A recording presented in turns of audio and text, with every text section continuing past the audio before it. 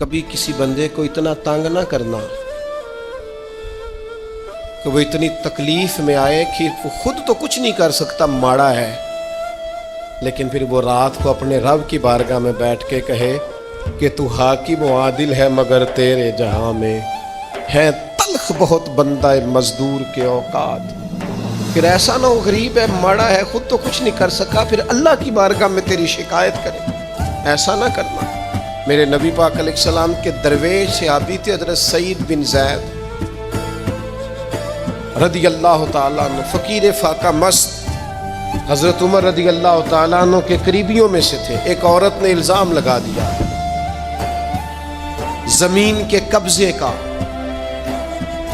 میں کیسے آپ سے کہوں کہ جب لوگ کسی ایسے شخص پر جس نے زندگی ساری دیانتداری سے گزاری ہو، لوگ الزام لگاتے ہیں نا، تو یہ بھی نہیں سوچتے ہم بات کس کے بارے میں کر رہے ہیں، کھلی ہوئی زبان ہوتی ہے، جو مرضی کہہ دیتے ہیں۔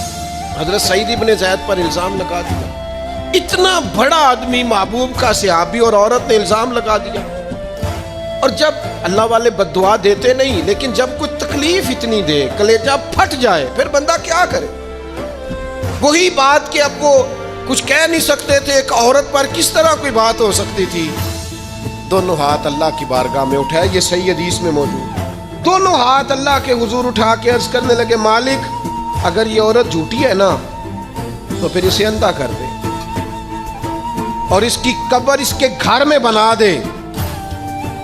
صحابہ فرماتے ہیں کہ حضرت سعید ابن زید کا تو وصال ہو گیا، زمانہ گزر گیا، لیکن ہم نے پھر اس بی بی کو اندھا ہوتے دیکھا ہے۔ پھر اس کے گھر میں کنواں تھا اور ہم نے اسے اپنے ہی گھر کے کنویں میں گر کے مرتے ہوئے بھی دیکھا ہے۔ اس لیے کہ جب آپ کسی کو تکلیف دیتے ہیں، جب آپ ستاتے ہیں، جب آپ وہ بات کرتے ہیں جو اس بندے میں موجود نہیں ہے، جب آپ جھوٹ بولتے ہیں اپنے نفس کی تسکین کے لیے، جب آپ زیادتی کرتے ہیں صرف اپنی انا کے لیے، تو پھر بعضوں کا دعائے ضرر نکلتی ہے منہ سے۔